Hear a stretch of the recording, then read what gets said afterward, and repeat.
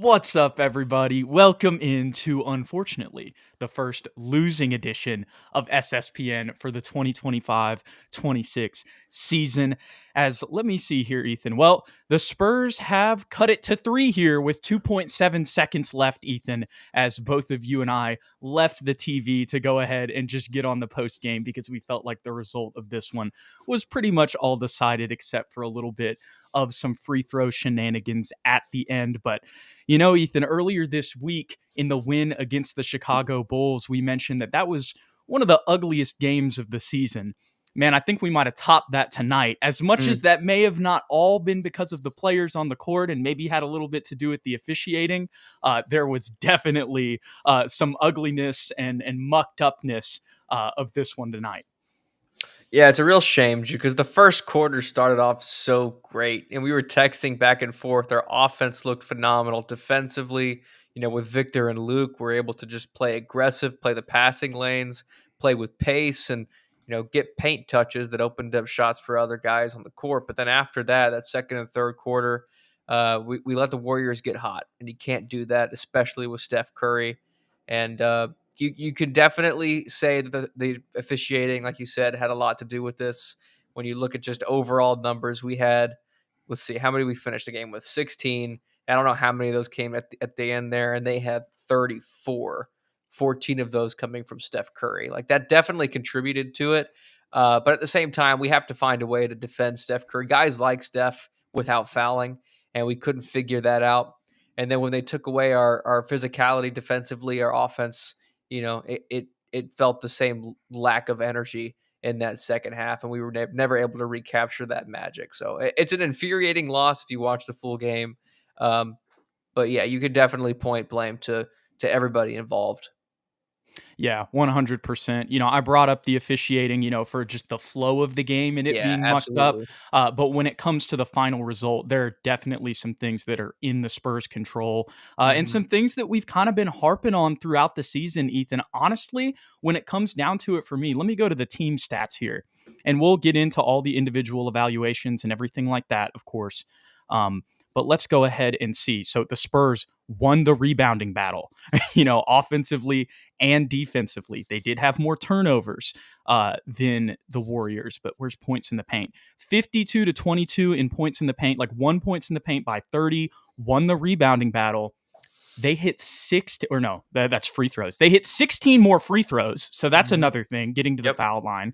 But the 3-point percentage there, regardless of the percentage, 8 more threes for Golden State against the Spurs. And one of the things that we've been kind of harping on throughout the season, Ethan, if there's one thing that we've kind of been nitpicky in with the wins defensively, it's just kind of that last rotation, Mhm. on defense for that last perimeter shooter and closing out against them.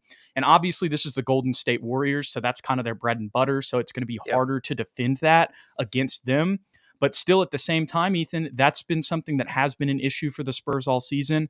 And I think it really got showcased tonight. Yeah, without a doubt. And the ball movement from Golden State, like you said, that's what they do best. And they were just able to eviscerate our defense. And, we were able to play some pretty solid, chaotic, defense for 20 seconds with that last 4 seconds where they were able to get an easy shot. That's really what killed us. Yeah. Yeah. Second chances were tough too. That was Mhm. another thing Yep. that really stood out to me in this game, which is ironic because of the fact that we won the rebounding battle. But I felt like so many of those threes that they got, were on extra chances offensively. And that's something that you wouldn't expect necessarily, when you're throwing out Luke Cornett and Victor Wembanyama against a small ball team like the Warriors. But one example that I'll bring up that kind of ties into just the Warriors' success for as long as they've kind of been, I know this is kind of the tail end of it, but they've kind of been a dynasty essentially since 2015 for the most part. Obviously, I know there's some non-playoff seasons in Mhm. there, but y'all get what I'm saying. The same kind of cast of characters, as much as guys like Klay Thompson have left. And now I'm forgetting my train of thought. I know I was talking about the Warriors and their perimeter shooting and all of the things that we weren't able to do well against them tonight. I think what you were maybe about to get to, and I had this thought as well, is even when they were playing poorly in that first quarter, like, they're still the Golden State Warriors, so they were able to stay stoically constant throughout the game. Is that what you were getting to? Like, they have a system that they play to with some veteran players? No? Okay.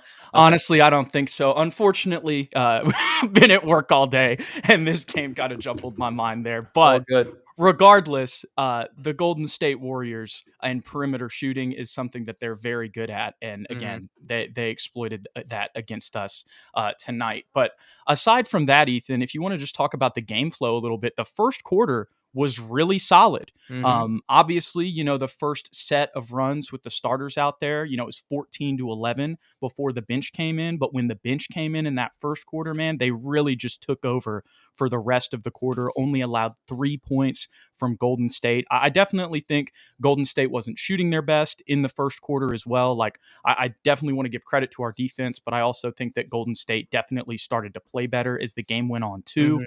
Mhm. Um, but yeah, man, that also is kind of one of the frustrating aspects of this game with the way that it went. Obviously, adjustments throughout the game are key as well, especially for a young team against an experienced team like this one in Golden State. Yep. But still, when you show that you can win a quarter 28-14, for the game to kind of go the way that it did for the rest of the game, it was frustrating, especially when you factor in the Bulls game on Monday. Not as big of a win in the first quarter, but still kind of a similar game script, bro. Like a fast start, then, just those middle two quarters looking ugly. And the Spurs actually did end up winning the fourth quarter again tonight. It's just the deficit in the third quarter was bigger than that Bulls game. And then, of course, they only won the fourth quarter by 3. It was pretty much, tit for tat, wasn't as Mhm. dominant of a fourth quarter. But what were your thoughts on just kind of how the game went after the first quarter and how the Warriors adjusted? Yeah, I mean, Steph Curry was their adjustment, right? They played through their 2 best stars, Steph Curry and Jimmy Butler, and they were playing well tonight, and they were shooting well. And I think defensively, we started off so solid against them, and I think, they're coming off a back not a back-to-back. No. Yeah, they are coming off a Yes, yes. back-to-back, excuse me. So maybe they came out a little slow-footed, um, and that's to be expected, I guess, in that situation, but, they quickly found their groove, and to me, Jude, it comes back to just defensive adjustments for a young team. Like Steph Castle played really well in that first quarter, but got into foul trouble quickly. And he really has become the engine for our entire team, offensively and defensively. And when he can't stay on the court or check Yeah. Stephen Curry late in games, like that's detrimental to the entire team defense. And again, you can point to the refs a little bit, not letting us play very physically with Steph or with Jimmy. But at the end of the day, like you have to realize as a team and as a player, like they're not letting me do that. So we have to find another way Yeah. as a team to slow this guy down. So I guess part of the blame isn't even on the players. Part of the blame, I guess, could be um, Coach Mitch Johnson. Like this is an opportunity for him to come into that second half or in that fourth quarter with a different look for these guys. And we were never able to find a solution.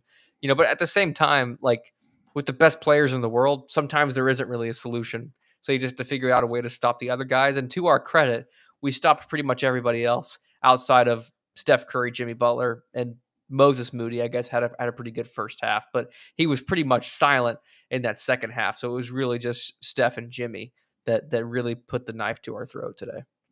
Yeah, I mean, I guess you could say maybe the threes from Al Horford and B pods a little bit, but again, those are just them kind of playing off of Jimmy and Steph, Hmm. in their isolation opportunities, or even, I mean, you got to give Jimmy credit from the perimeter tonight, 5 for 7 from him. Yep. Um, so, I Hmm. mean, that's not something that Jimmy Butler will always do, and he just straight up beat you tonight. Yep. Um, Whenever And it comes to that one. Steve Kerr did a great job too of limiting Wemby defensively. Like they dragged him, like he's guarding Al Horford. Whoever Wemby was guarding went to the corner and pulled him out of the paint. And you know they would beat us off the dribble with Steph Curry because he's so phenomenal getting screens from Draymond Yeah. Green, getting into the paint, and Wemby has to help. And that was an immediate kick out to a wide open 3-point shooter in the corner. And even if we contest, which we are able to, we were able to rotate. Like you said, it's that last rotation and their ball movement is so great and they're such a veteran team that they're able to find the hole in our defense. So I think that's really where it started defensively was, I guess, first off, getting Steph Castle in foul trouble, and secondly, limiting Wemby in the way that they did. Yeah, Steph not being able to put that ball pressure on Steph Curry Mhm. definitely allowed him to just have even more free reign than he would have had anyways. And then I really like the point that you just made about rotations and forcing Wemby out of the paint there, because the other thing is a lot of those situations, we already touched on this, then those would turn into second chances. So then Yep. it's like the defense is even more out of place, which just leads to even more open shooters. And then again, just the advantage that they had in perimeter shooting tonight. Um, Man, I wish I had more like overall team evaluations on this one, but I think the misdirections, the slips.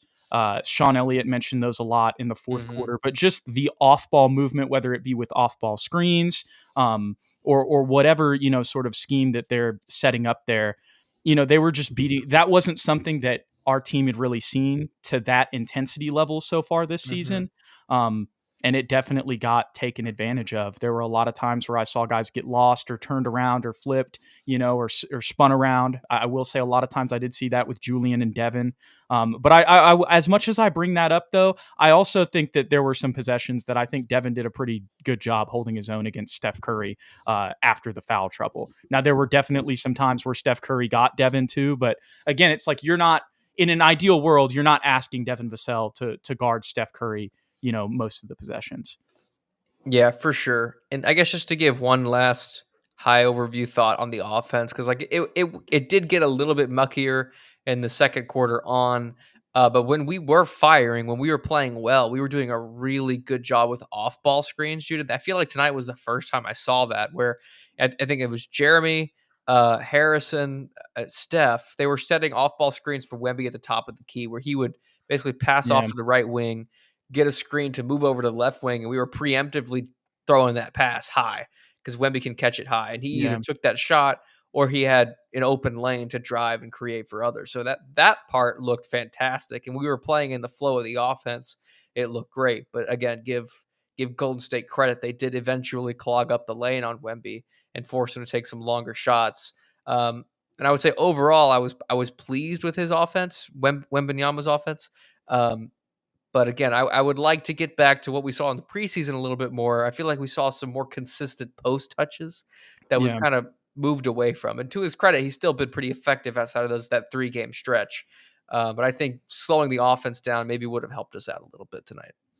Yeah, yeah, I definitely think getting Wemby in the post, getting some mismatches with Draymond, Al Horford, I mean, whoever, literally everybody that we played against, tonight on the Warriors would have been a height mismatch, Hmm. to say the least. And, I wouldn't have even hated that a little bit with Luke Cornett as well. And, Yep. kind of what we saw at the beginning of the year with Luke Cornett that we haven't seen in the 2 games after the first 2 games of the year where he played.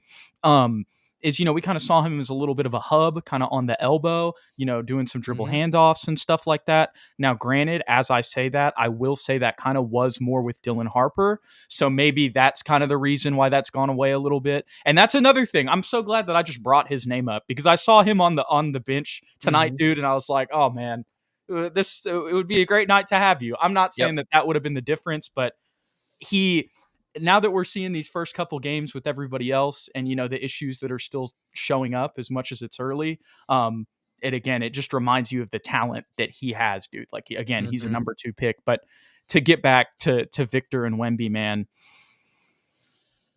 would have liked to see some more post ups with both of those guys. I Yep. feel like when we put them out there, there were still some times where Golden State was able to take advantage of that. And actually, Ethan, I'm remembering what I forgot earlier. This is what I was going to say at around the 5 minute mark.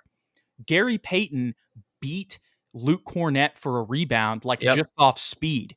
I And saw it that. wasn't even Luke Cornett being out of position. It was just off speed. So when I was talking about the Warriors and their off ball movement and everything earlier, basically what I was getting at with their dynasty when I was talking about that is that they've been able to kind of overcome, bigger lineups throughout that. Even with a guy like Kevon Looney, as much as he's still a center, he's an undersized center. The point Hmm. I'm getting at, the Spurs know how to beat the 2 big lineups. You know what I'm saying? Even if it's the French vanilla, alien new connection, you know what I mean, with Victor, the Warriors are masters, at winning with small ball against bigger lineups.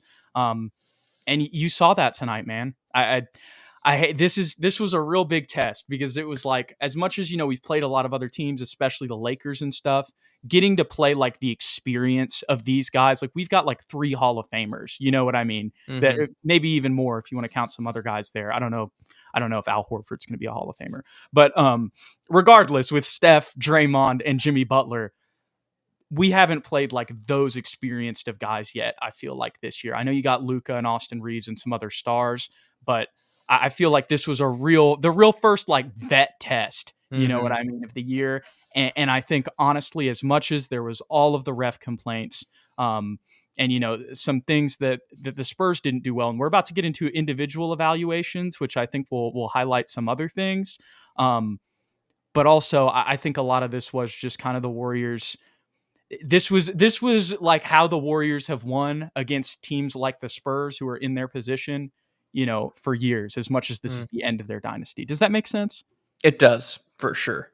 And I think my last point, and then I think this segues perfectly into our first individual person. Oh, Um, yeah, I think with all this being said, we look at the free throws, look at some poor defensive management. We look at maybe some questionable rotations. But if De'Aaron Fox plays his normal game, I think we easily win this one, and we're probably both a lot happier with the overall performance tonight because for 13 points, 5 rebounds, 5 assists, like that doesn't sound terrible, but 35% from the field and really was MIA Yeah. for the first 3 quarters of the game.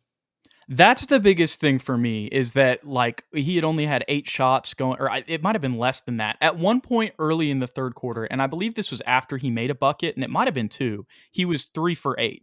Hmm. So he had only taken one here. He had only made 1 to 2 shots going in to the fourth quarter. And as we've been saying for years, Ethan, and I'll say it here because we're about to kind of criticize De'Aaron Fox a little bit. De'Aaron Fox could school me or you on a lot of basketball knowledge. We understand we're just podcasters sitting here in a chair, and there's a lot of things that we don't understand about this, and things that are going on in the locker room and scheme wise and what they're planning to do. But when it comes to De'Aaron Fox, his role on the team, the amount of money he's making, Yeah. this is a game where why we're paying for him and why we traded for him. And I don't want to oversimplify things here, Ethan, but I really do think, like you said, if De'Aaron Fox has a normal De'Aaron Fox night tonight, if he just has 20, again, that's oversimplifying the box score. I do really think that can be the difference, you know? Yeah, and I think he got the looks he wanted. Like we weren't necessarily limiting him. He had pick and roll play with Wemby. He had pick and roll play with Luke. He got some easy turnaround jumpers that he typically hits in the mid range. He had 5 threes. He only made one of them. Um, yeah, it was just an off offensive game from him. I don't know what the fix is, but I think had he played well, different outcome for the game. I think the way that I'll sum it up with De'Aaron here, and again, this is his first bad game that he's played, so far in the games that he's played this season. Hmm. I want to see more aggressiveness in the first 3 quarters. I like that. And I don't know if I completely agree with this comment, but Slap Jones 41 says the offense doesn't fit Fox. Hmm. What I will say is I think De'Aaron definitely had a hard time like finding his spots, because I do think he's not like, he also doesn't want to like force things necessarily. But then it also felt like when he was taking shots in the fourth quarter at the end of the day, when he realized, okay, they need me to shoot because we're down, he was Hmm. kind of forcing it anyway. So at that point, it's like, does it really even matter? But regardless, I bring up Slap's comment because as much as I say, I don't know if I'm ready to come out and say he doesn't fit the offense. I definitely think that he had a hard time fitting into the offense tonight and finding his shots for sure. Hmm. And these are the type of games that we need him to step up. Absolutely. There were stretches when Golden State was making that first comeback where he was in the game and Wemby wasn't necessarily getting the looks. And I kept thinking to myself, this is Fox, right? This is what we brought him here for, to expand our lead and keep and Yep. stomp the Golden State's comeback. And it never caught fire. But we can write this off as one game, right? He's coming back from injury still technically. But let's see what he's able to do on in Friday's game. Yeah, I'll say that in the season opener against the Rockets, you definitely saw him step up when the game got a little bit Absolutely. close. Or I say his season opener against the Rockets, and then especially in that Pelicans game on Saturday night, when they came back in the fourth quarter, De'Aaron stepping up and getting 21 there was huge in the fourth quarter as well. So, Hmm. and frankly, teams like the Warriors, as much as they're only 7-6 right now, that we probably need that more for those games than like a game against the Pelicans, for example. Absolutely. But any other thoughts on De'Aaron before we move on? No, sir. Need a comeback game Friday. Yes, 100%. And it is just one game. Like, I'm Yep. not out on De'Aaron Fox, but would have liked to see more from him tonight. Okay, Ethan. Everybody in the comments wants to talk about Jeremy Sohan, and I think we do too. Yep. We've been big fans of Jeremy for a while. I'll bring up Eli's comment here. He says, "What are y'all's thoughts on Sohan not playing at all after the first quarter? Pretty crazy considering he's our best, maybe second best perimeter defender." And that's something that's, when you think about the Steph foul trouble, you and I were texting about that during the game. Like, why don't you throw Jeremy out there? You know, um, but we didn't see him at all. After Hmm. that 6-minute stretch, that makes me wonder if maybe there was a minor injury. That's the first time I had that thought, but I didn't see anything like that. He hit that one smooth three when he was out there. We actually saw him playing the four as well. And as much as if, he, like I said, only got 6 minutes and, nothing crazy whenever it comes to the stats, but did find a way to get 3 boards in Yep. 6 minutes because he's next to an actual center. Anyways, that's a whole nother thing that I've been saying for 2 seasons at this point. Um, but what were your thoughts on Jeremy's minutes tonight? And then also him not getting any minutes after looking pretty solid in the 6 minutes he played. Yeah, I don't fully understand it, to be honest with you. I know last game he didn't play all that well in the time that he was given, but he looked Yeah. good to me, and I kept thinking the same thing that the comments are saying. Like, we need someone to slow down Jimmy Butler. I know he's not fast enough to guard Stephen Curry, but we could just he has 6 fouls. Let's let him use some of his fouls and try and slow down one or both of these stars. Now, who does he take minutes away from? I mean, Wemby, De'Aaron, and Devin all had 35 plus minutes. He can get some of those. Yeah, Julian, he hit 2 threes, but yeah, 20 minutes for Julian. There were You stretches can where give he didn't even 5. get a shot up. Yeah, You can give exactly. 5 to Jeremy. Yeah. Especially when the defense was as poor as it was in moments during the game. I thought absolutely Jeremy Sohan needs to be in the game. And then matchup wise, like you said earlier, the Warriors aren't necessarily a true center team. They have I'm blanking on his name. Quentin Post.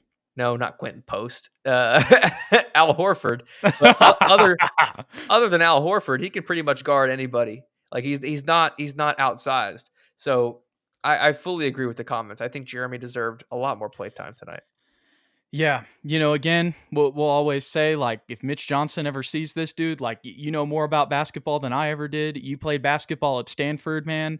Yep, smart I guy. I would have liked to see some more Jeremy Sohan minutes tonight, and I think that would have helped not just with Steph, but also with Jimmy Butler. Like, you can put him on either of those guys, and I'm not saying he's going to completely slow him down, but I do think he forces a couple misses. Absolutely. And when we were not allowed to play physically because of the referees, maybe Jeremy hits somebody a little too hard, and that now the bar's up here, so they let us play a little bit more Hey, physically. You know what I mean? no, for sure, especially tonight, dude. And look, honestly, I would have been down with the Sohan Draymond fight. Like, if Sohan would have just gone in and like fought Draymond and just got him ejected, like I think that might have helped too. And as much as I'm laughing when I'm saying that, there's actually a little bit of seriousness in my voice there. As much Absolutely. as, of course, I never want anybody to get ejected, but Jeremy coming in and mucking some stuff up might have changed the flow of the game up, dude. Yeah, and not I don't want to say this point too lightly either. Luke Cornett had 4 fouls, Steph had 5, Victor had Yeah, 5. At the very least, let him go get 5 fouls. Put him out there, tell him, hey, I don't care I didn't what you even think do, about don't that. let Steph and don't let Jimmy score. And if he gets 5,000 fouls out, so be it. But maybe Steph Castle is able to continue to play physically late in games. Yeah, man. I don't want to just there's a lot of things in this game that the Spurs didn't do well as Mhm. much as it still was close. So I don't want to just because like we said, you could bury it, if you want to go just like one thing, you could say, "Oh, it's if De'Aaron Fox scores 20," or "Oh, if we play Jeremy Sohan more." But the more I'm thinking about this Sohan thing, that one with the foul trouble too, I'm like, Yeah. come on, dude, what are we doing there? I don't know about that one. And he hit a three, and he looked good. Yeah, Yeah, I'm with the comments. I have I no know thoughts. usually I'm not, but I'm with them this today. Oh, I think we both are, bro. We Mhm. both are, man. Well, on a positive note, as much as this is crazy. 0 rebounds for Luke Cornett tonight. I noticed that. And I That's was just weird. I was just about to talk about some positives with him because he went 6 for 6, had 12 points. And he's had double digits in every single game he's played in since he came back. But I think again that's a testament to that point that I was getting at earlier, dude. That the Golden State Warriors, they are the big lineup killers. They know how to attack it. It doesn't matter if it's Mhm. 2025 or 2015, dude. Yeah, for sure. I don't know how much of his 22 minutes he played with Wemby, but Wemby had 15 boards, Yeah, Steph had 10, and Keldon had 9. So I guess maybe they could have been stolen. I don't have a good enough memory to yeah. remember that, but you're right. The Warriors do have a really good ability of limiting bigs, especially in terms of getting rebounds. So I don't think it'll be a common occurrence, but it is strange to see him with 0 rebounds. For sure, for sure. But what are your thoughts on kind of what he brings offensively and scoring 12, 14, Oh and man, 12 in his first 3 games back? I think it's invaluable, dude. Like even against the Warriors, who are known for limiting bigs, like he's still always in the right place at the right time offensively. Unbelievable screen setter. I think without him, and we saw it for a small sample size. Without him, our bench offense is just completely lost, and our bench defense, like the lanes are completely open. People just attack the rim. I think with him on the court, he's not Victor Wembanyama. He's not going to get 6 blocks, but at the very least, they are deterred from easy layups at the rim, and I think that's where he provides most of his value. Yeah, 100%. Couldn't agree more. I do think that we should talk a little bit about Stefan Castle, because definitely, I mean, without him tonight, I mean, you could say some other guys too, but I really think Steph scoring and getting to the line as well, and of course his distribution as well with 10 assists. That's another thing that we've been seeing a lot with him. His playmaking over these past couple of games. I feel like his performance tonight is kind of forgotten with all of the other stuff that happened. But he was a steady, consistent ship for us. Whenever Wemby wasn't able to put the ball in the basket. Dare I say, Jude, the no, I can't say it. I was going to say the most important player for our team tonight, but I think it's still Victor. But a close second, a 1B would be Stefan tonight for sure, with the 10 rebounds, 10 assists, and becoming a way better passer. Yeah, Like, how many turnovers did he have? Uh, just two. two, two. That is a drastic improvement for Steph Castle. He's making the right decision. He's not overcomplicating things. And really, I mean, the offense runs through Victor because he can draw too, but that opens up things for Steph Castle. And when De'Aaron plays as poorly as he does, this is exactly the kind of game you need from Steph. Yeah, that was really the only other thing that I had to add was in the wake of De'Aaron's performance tonight, we really needed Steph to have a game like this. Yep. Just to talk about another name in here, we can talk about we'll kind of lump these guys together. Devin Vassell and Harrison Barnes, kind of our off-ball guys in the starting lineup. What were your thoughts on their performances tonight? I thought Devin played well defensively, and the first 3 quarters, I thought he played well. I don't know what his percentage was, but I think it was way better until the fourth quarter. I think he missed a Yes. lot of shots in the fourth quarter, so I'm not going to crucify him for 4 for 11. Uh, Harrison has had a stretch here where he's been really, really solid on both sides of the ball, and as a perimeter shooter, invaluable. The 3 that he missed though were really ugly, and unfortunately, we're at moments in the game where we really needed them to fall. So I think it felt like Yeah. it felt worse than it actually was on the box score. Yeah. Yeah. 100%. Obviously, those threes from Harrison, I believe 2 of those were early in the first Mhm. quarter. Yep. So, unfortunately didn't see too much kind of after that big run from him. Did have 3 steals and a block from Harrison. Nippy So layup too. got to mention that. Right. Right. And then with Devin, as much as he's 5 for 13 or 4 for 11, one thing that our guy Yop Yop has been saying in the comments, even before I personally saw it watching it on the TV, is that Devin Vassell, even when he's not super efficient, the attention that he brings offensively opens up looks and other things for other guys. And I do think that he's overall been a better off-ball player for us. He had a clutch and 1-3 on Draymond. Let me see, what quarter was that? I say clutch. It wasn't late in the game, but like at that point of the game, it was a momentous and 1-3. Let me find my notes here.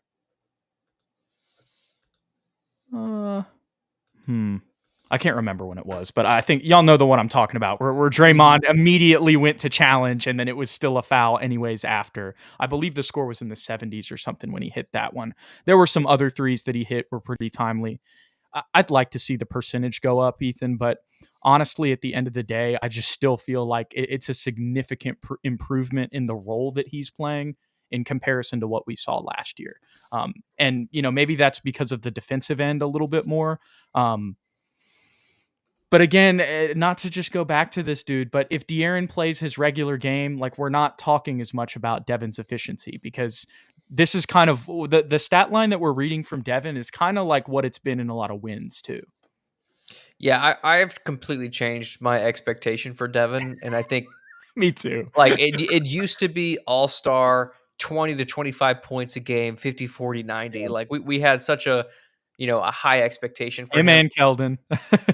Yep, for sure. I think now it's more so just I don't want to disrespect him. He's Julian Champagny, but if Julian could also create for himself Yeah, is my new yeah. expectation for him. I get And what you and mean. yeah, to his credit, like, not super efficient, but when things get tough, I have noticed that he is able to get a basket, like when the Yeah, rest of the team is not, and just keep us within within striking distance. So they're w- timely. yeah, I gotta give him some praise, but could he be better? Absolutely, like, no question about it. Yeah, 100%. 100%. When you look at the minutes tonight, Ethan, it's really only 8 guys that we played. I know you got the 10 minutes from Lindy and Jeremy in there, but this was really an 8-man night. I would have loved to see a 9-man with more minutes to Jeremy. But Hmm. here's the thing that I'm really thinking about after this game, and I don't want it to always be, oh, when we have an injury, it's always just this player. But dude, with what we saw from Dylan Harper earlier in the year, I'm not even bringing this up to be like, oh, we would have won tonight if we had Dylan Harper. I'm just excited to see what Dylan Harper would have brought to the team in the circumstance that we're in. Like, when we're not playing well, if we throw him out there, can he bring us some juice? Can he get some more rhythm and connection going in the offense? You know what I mean? Stuff like that. Hmm. Um, so man, I'm really excited. I'm counting down the days for Dylan to get back. Yeah, he for sure completes that bench rotation, but I still need Jeremy Sohan to get more play time because Right. him, him, Julian Keldon, Jeremy, and Luke is a really good backup five. Like, that's probably better than our starting five 3 years ago, like pre-Wemby. No, for real. You know what I mean? So, like, I think he really brings those guys together because they're searching for a playmaker. I think we're having to stagger, De'Aaron, Devin, Steph, and Yeah. KJ creates a little bit every once in a while.